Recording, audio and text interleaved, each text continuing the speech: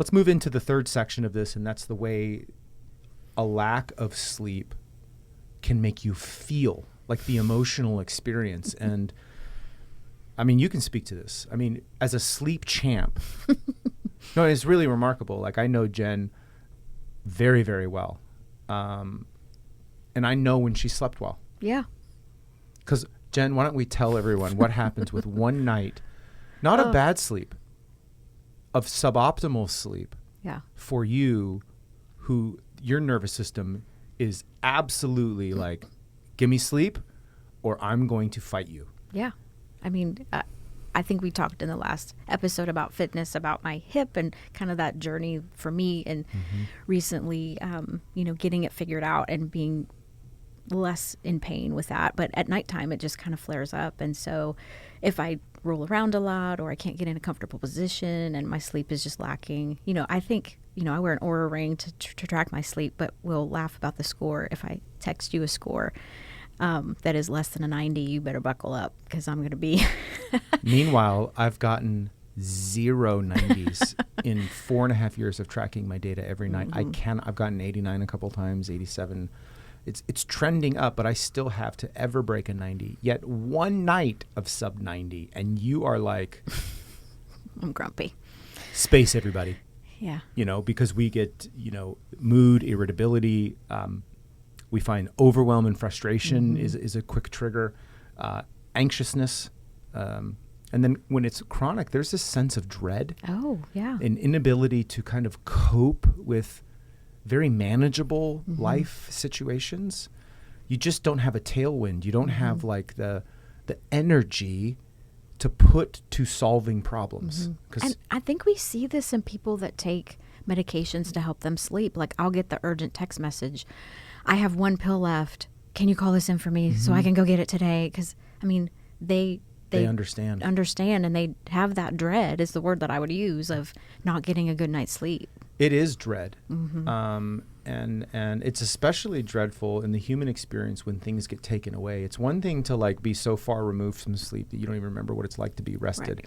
It's another thing to have struggle with sleep, then find a reasonable solution, and then the threat of that solution going away. It is dread. Because I always, tell people, like, the only thing worse than being poor is being poor, find out a way to not be poor, but then becoming poor again. Yeah. Like, humans don't like things that come into our lives that go away. Right. We would rather not have ever than to have and then lose.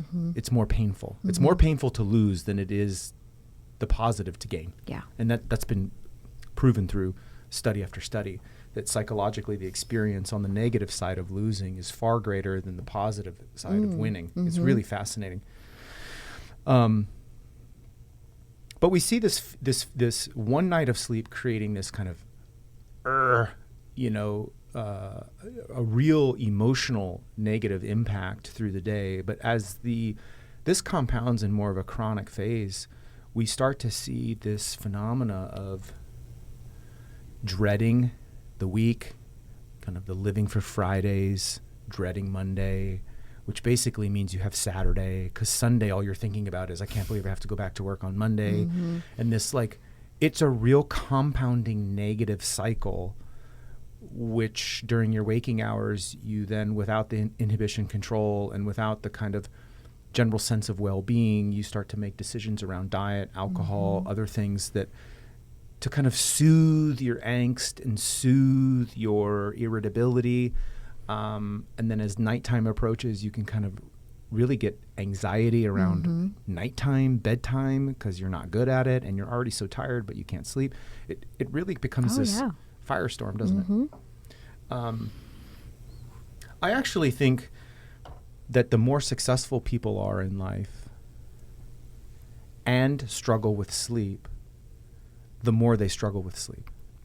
And the more frustrating it is, because why can't I figure this out? Like, I figure things out.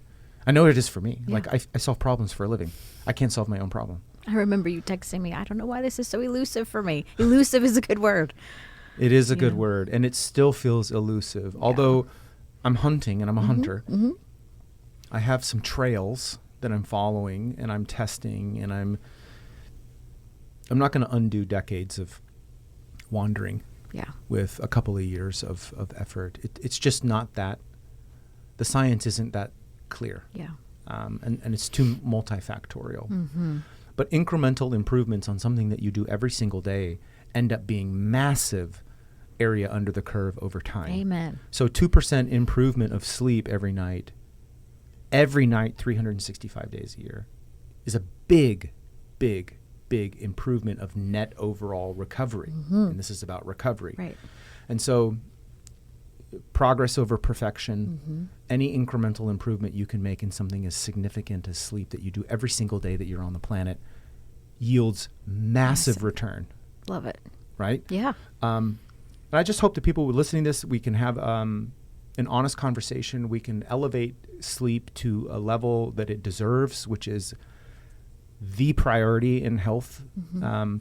And that people would begin to start thinking about ways that they can cut, eliminate, and build rhythms and behaviors and boundaries that support an optimal sleep experience.